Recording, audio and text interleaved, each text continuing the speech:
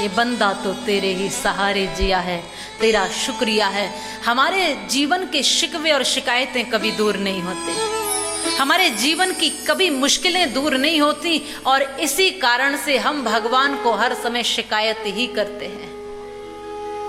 आज प्रारंभ में एक स्तुति इसलिए मैंने की ये कि कभी इस जुबान से जो मिली है आपको, उससे कभी परमात्मा का धन्यवाद भी कर दिया करो।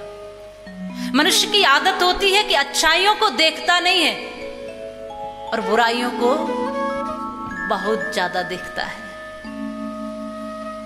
सुख आए तो उसको धन्यवाद नहीं करता और दुख आए तो बहुत कोसता है। श्री राम कथा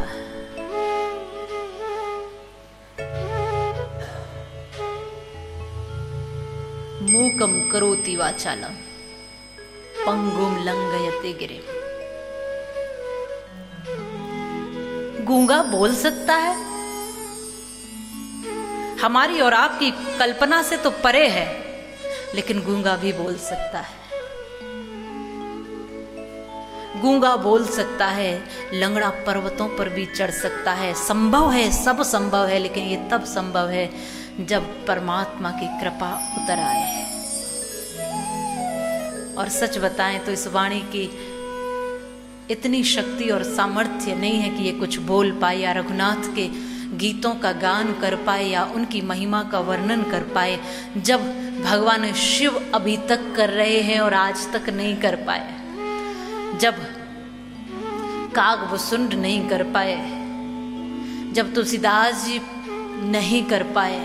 वो स्वयं कहते हैं कि मैं उस अनंत प्रभु की कथा को कैसे वर्णन कर सकता हूं।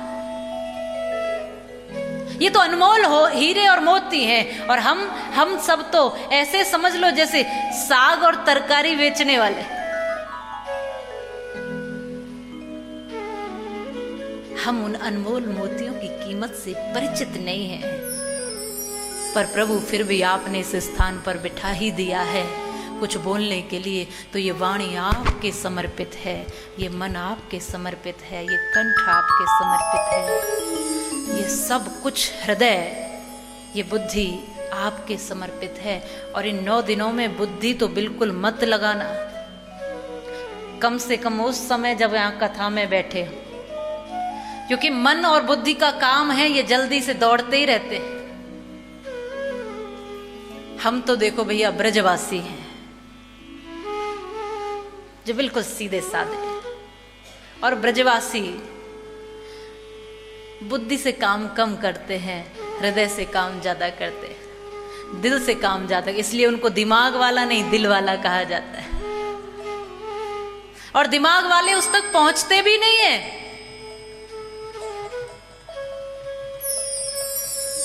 जो हृदय में उसको धारण करते हैं वही महसूस कर पाते हैं। इसलिए आज तो प्रारंभ का दिवस है। मैं कहूंगी पेट चाहे भरा रहे पर मन खाली रखना। कथा श्रवण करने के भी कुछ तरीके होते हैं। थोड़ा सा अल्पाहार लेकर बैठना। अब 4-4 मिठाइयां हैं तो जरूरी नहीं कि चारों मिठाई खाएं। हाँ,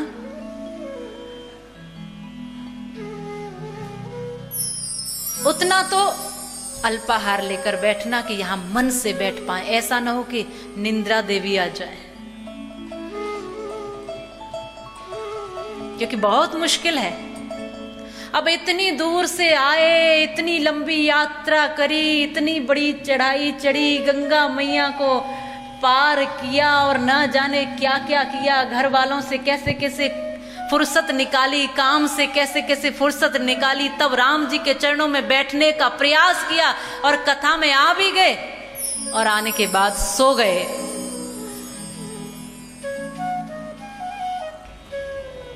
वैसे ये वो लोग हैं जिनको घर नींद नहीं आती है। कम से कम इतना तो कृपा का परिणाम होता ही है कि जिनको नींद के लिए तमाम गोलियां खानी पड़ती हैं, वो यहाँ बिना टैबलेट लिए सो जाते हैं। अरे ये भी कृपा ही है। कभी सोचो कि ऐसा क्यों होता है? हमारे मन में उथल पुथल है, इसलिए नींद सही नहीं आती है। मन में कुछ अंदर चल रहा होता है, मन शांत नहीं है, बुद्धि शांत नहीं है, विचार शांत नहीं है, हृदय शांत नहीं है, इसलिए उथल पुथल है। और यहाँ शांति मिलती है, यहाँ शांति मिलती है, मन शांत होता है, कुछ तो मिलता ही है, चाहे नींद मिल जाए। और ये जो सोने वाले हैं, ध्यान रखना, जिस दिन जाग गए ना, उस दिन सीधा परमात्मा के चरणों में होते हैं। खतरा सोने वालों से नहीं है, उनको जगाया जा सकता है। खतरा तो उनसे है जो सोए तो नहीं है, जागे हैं, लेकिन जाग कर भी सोने का नाटक कर रहे हैं।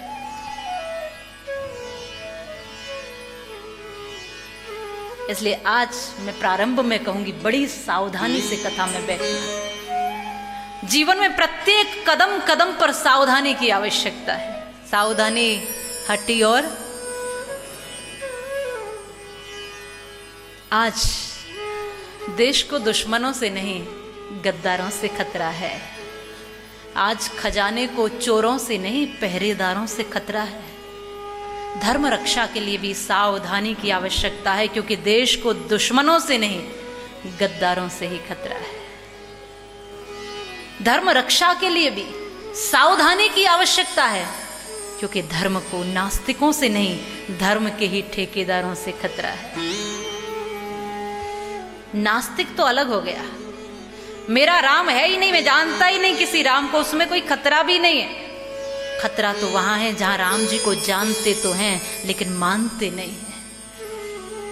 जहां राम जी के नाम का तिलक लगाएंगे, राम जी के नाम के गीत गाएंगे, राम जी के नाम से जीवन चलाते हैं, खाते हैं, जीते हैं, लेकिन राम जी की सुनते नहीं।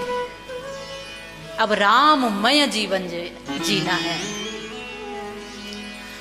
और मुझे ऐसा लगता है, जैसे ब्रज में कहते हैं कि हमारे ऊपर कृपा है राधा रानी, और जिस पर राधा रानी की कृपा है फिर तो ठाकुर जी की कृपा मिल ही जाती है। और यहाँ राम कथा में भी हमारी स्वामिनी कौन है? सीता जी। जब माँ की शरण में आ ही जाओगे, हनुमंत लाल को देखो, जय हनुमान ज्ञान गुण, ज्ञान और गुण के अपार सागर हैं। सागर जिसका कभी अंत ना हो, ज्ञान और गुण इतने हैं कि उसकी गहराई कोई नाप नहीं सकता। और इतने बड़े भक्त हैं, गुणवान हैं, बलवान हैं, तब भी कहाँ बैठे हैं? माँ के चरणों में, राम जी के चरणों में। अब जब बैठ ही गए तो फिर सर पर जब ठाकुर का हाथ है तो चिंता की कोई जरूरत नहीं है, कोई बात नहीं है। इसलिए अब आज के बाद अब चेहरे पर कोई चिंता की लकीरें न हो। अब प्रसन्न मन हो करके आओ माँ जानकी जी के शरण में पहुँचे और उनसे कहें कि जब हमारी स्वामिनी सीता जी हैं तो फिर चिंता की कोई बात है ही नहीं।